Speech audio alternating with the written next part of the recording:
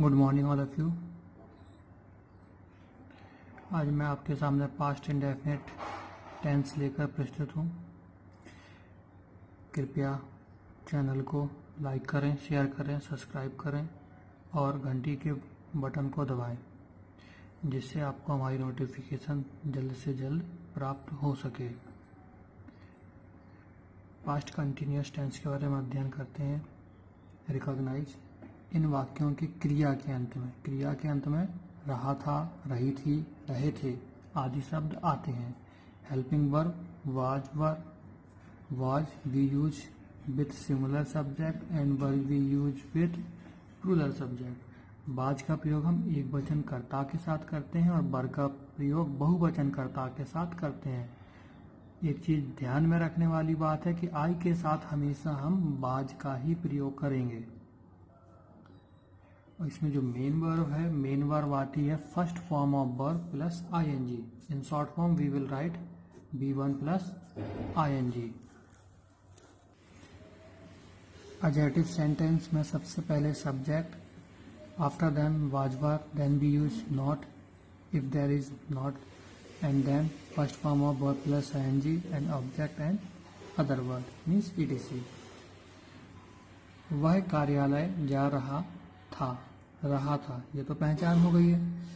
कौन जा रहा था? वह, ही। एक वचन करता तो वाज। नॉट नहीं लिखा है, वर्ब भी फर्स्ट में आएंगी, जा रहा था। गोइंग, ऑब्जेक्ट कहाँ जा रहा था? कार्यालय। To office. हम नदी में नहीं नहा रहे थे। We were not bathing in the river.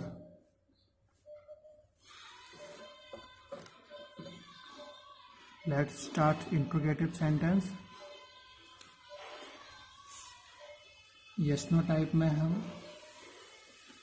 सबसे पहले वाज या वर रखते हैं, इसके बाद सब्जेक्ट नॉट, वर्ब की फर्स्ट फॉर्म में आईएनजी, ऑब्जेक्ट। ये याद रखेंगे, यस नो टाइप हमेशा क्या से प्रारंभ होता है। जैसे कि एग्जांपल देखते हैं, क्या ये लड़कियां गाना गा रही थी। कौन गा रही थी? ये लड़कियां। बहुवचन है तो बहुवचन के साथ हम वर रखेंगे। Were these girls. क्या क्रिया कर रही थी? गा रही थी। Singing the song. Question word में क्या होता है? क्वेश्चन वर्ड में बीच में हमारा क्वेश्चन वर्ड आता है और इस स्ट्रक्चर से क्या बनेगा? सबसे पहले हम क्वेश्चन वर्ड रखेंगे, फिर वाज या वर रखेंगे, फिर सब्जेक्ट, अगर नहीं दिया तो नॉट रख देंगे, फिर वर्ब में आईएनजी, ऑब्जेक्ट और आखिरी में अन्य शब्द रखते हैं। जैसे वह चटाई पर अपनी गुड़िया के साथ खेल रही थी। सॉरी, कब खेल रही थी, कब आ गया, कब। सबसे पहले क्या आएगा हमारा क्वेश्चन वर्ड, कब को बोलते हैं व्हेन, फिर वाज या वर, फिर सब्जेक्ट। कौन खेल रही थी? वह खेल रही थी, एक वचन है वाज। सी। इसके बाद हमारा वर्ब प्लेइंग। ऑब्जेक्ट किसके साथ खेल रही थी? गुड़िया के साथ। With the doll. कहाँ खेल रही थी? चटाई पर। On the mat.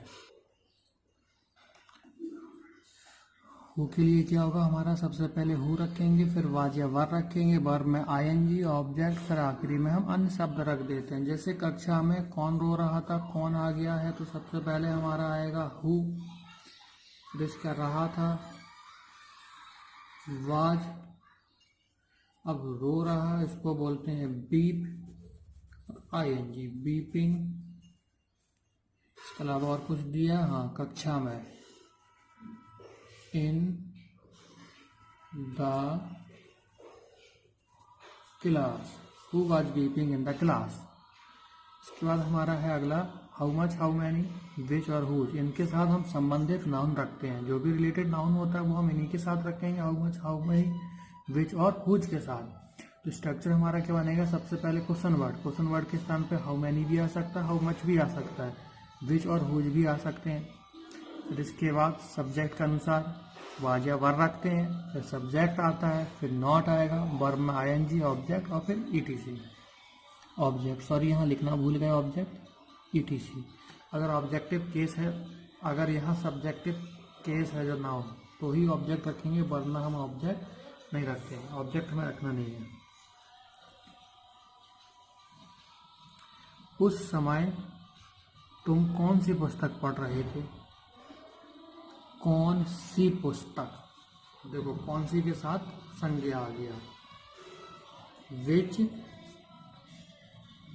बुक, ठीक है, क्वेश्चन वर्ड के साथ आ गया हमारा संज्ञा, फिर वाज या वर, फिर सब्जेक्ट के अनुसार ही रखेंगे। कौन पढ़ रहा था, तुम, तो तुम के अनुसार वर यू।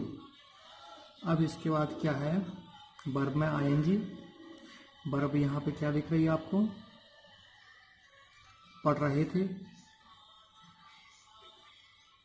रीडिंग, उस समय, at that time, and question mark.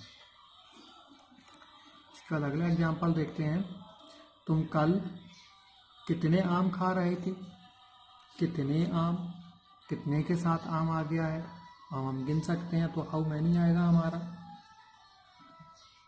How many mangoes. फिर इसके बाद सब्जेक्ट के अनुसार रखेंगे हम वाज वर यू ईटिंग, ये क्रिया हो गई है। ईटीसी क्या दिया गया, कल, यस्टरडे।